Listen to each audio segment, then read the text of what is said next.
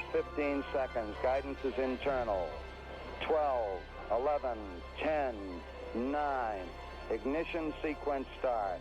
6, 5, 4, 3, 2, 1, 0. All engine running.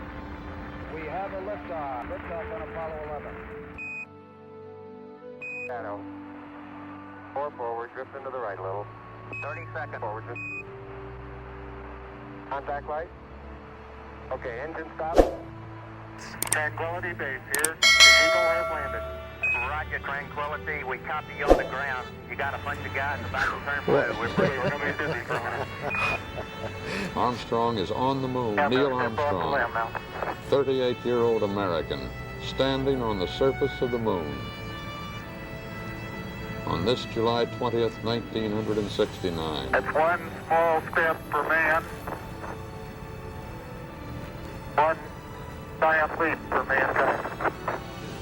Oh, that looks beautiful, Neil. It has a stark beauty all its own. It's like much of the high desert of the United States. It's different, but it's very pretty out here.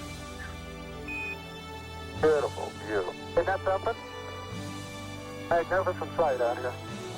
Magnificent desolation. Tranquility Base, use a guidance recommendation